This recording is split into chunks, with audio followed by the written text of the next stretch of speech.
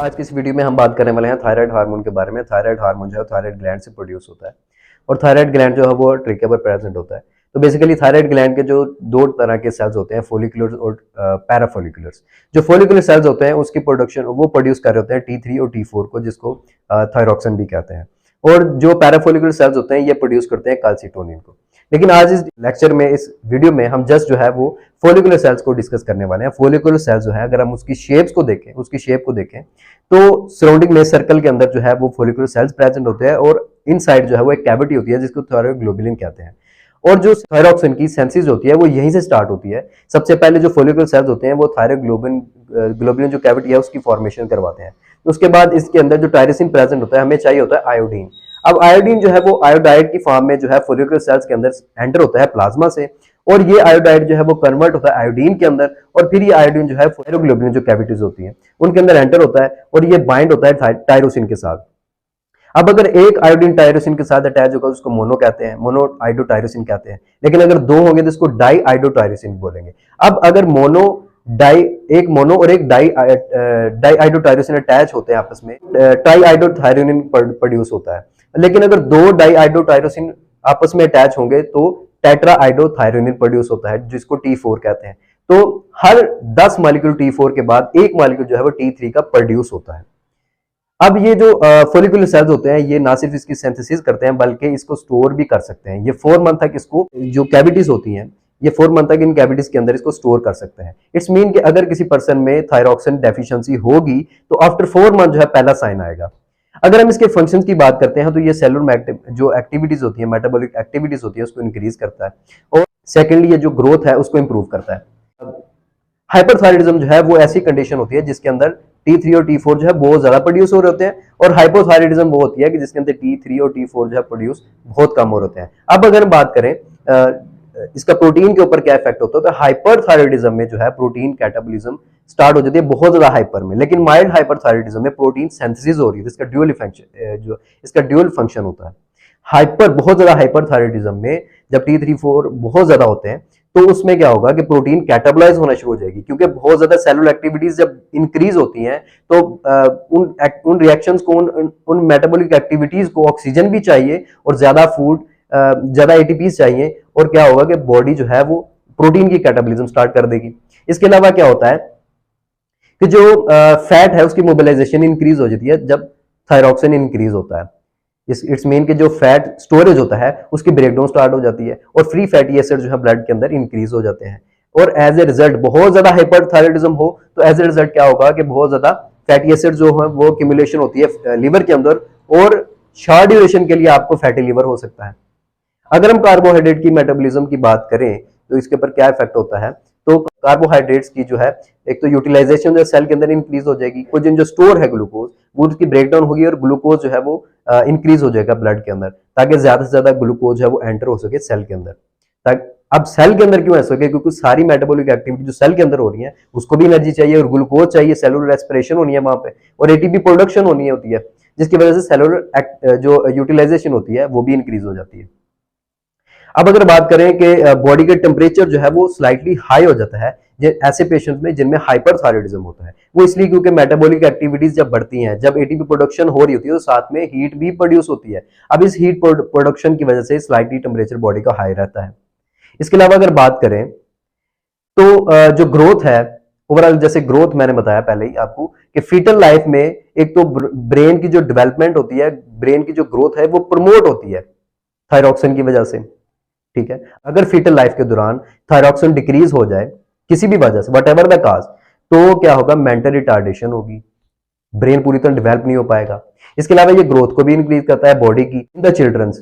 इसके बाद अगर हम बात करें कि इसका जो हमारे जीएटी पे क्या इफेक्ट होता है, क्योंकि अब फूड इनटेक इसमें ज्यादा होता है, क्योंकि हमारी मेटाबॉलिक एक्टिविटी ज्यादा है, हमें ज्यादा भूख लगती है ऐसे पेशेंट्स को जिनमें हाइपरथायराइडिज्म होता है, तो इनका फूड इनटेक ज्यादा होता है। एक तो जीआईटी जो है इनकी सिक्रीशन ज्यादा होती है, जीआईटी की मूवमेंट्स ज्यादा होती हैं, जिसकी वजह से डायरिया होता है।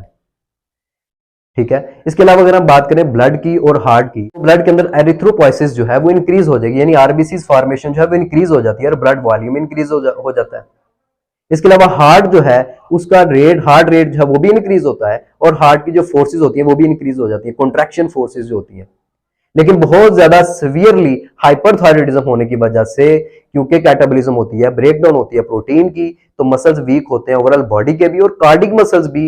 इवन बहुत ज्यादा हाइपरथायरॉयडिज्म में जो है क्या होगा कि कार्डिक मसल्स जो है वो भी वीक होना शुरू हो जाएंगे, और वीक होने की वजह से उनकी कॉन्ट्रैक्शन जो है, फोर्स जो है वो कम हो जाएगी, और कार्डिक डिकम्पोजिशन होगा, और ये लीड करेगा डेथ की तरफ। के बाद अगर हम बात करें कि उसका जो इफेक्ट थायराइड का इफेक्ट क्या होता है ब्लड वेसल्स के ऊपर, तो ब्लड वेसल्स जो है क्योंकि बहुत सारे मेटाबोलाइट्स जो हैं वो प्रोड्यूस हो होते हैं, और ये काज करते हैं वेजोडाइलेशन, और ब्लड फ्लो जो इंक्रीज हो जाता है, तो ओवरऑल ब्लड प्रेशर भी इंक्रीज होता है, क्योंकि एक तो ब्लड फ्लो इंक्रीज हुआ वेजोडाइलेशन की वजह से, हार्ट जो फोर्सेस हैं कॉन्ट्रैक्शन वो भी इंक्रीज हो रही हैं, हार्ट रेट भी इंक्रीज हुआ था, और ब्लड वॉल्यूम इसलिए इंक्रीज हुआ था क्योंकि आरबीसी फॉर्मेशन ज्यादा हो रही है।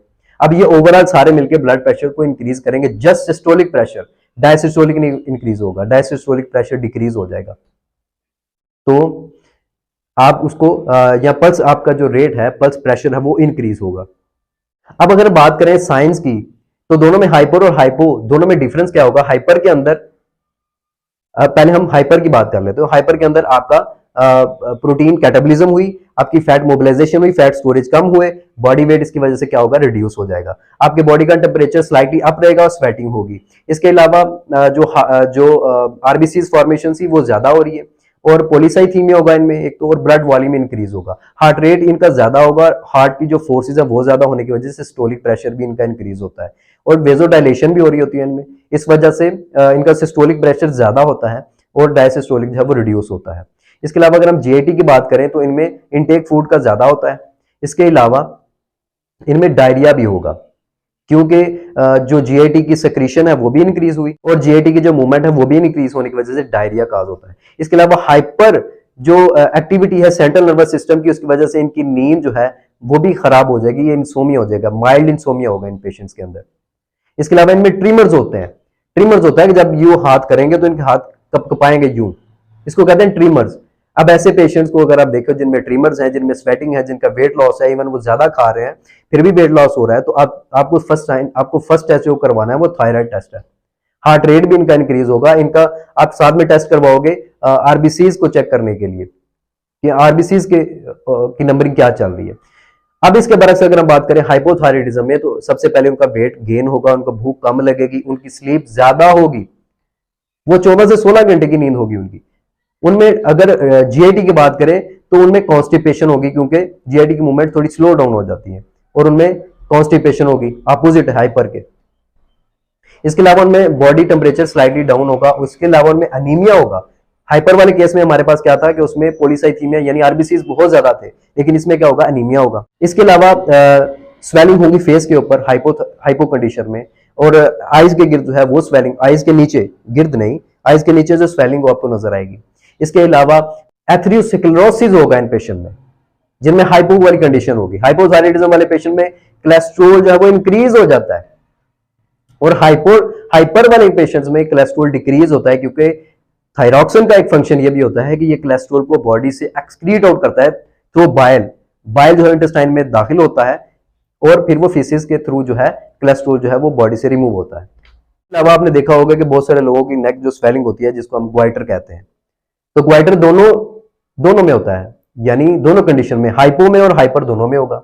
अगर हाइपर के अंदर आपको ग्वाइटर मिलेगा तो इट्स मीन कि वो टॉक्सिक ग्वाइटर है, उसको हम टॉक्सिक ग्वाइटर कहते हैं। अगर हाइपो वाले पेशेंट में ग्वाइटर होगा तो इसको कहते हैं नॉन टॉक्सिक ग्वाइटर।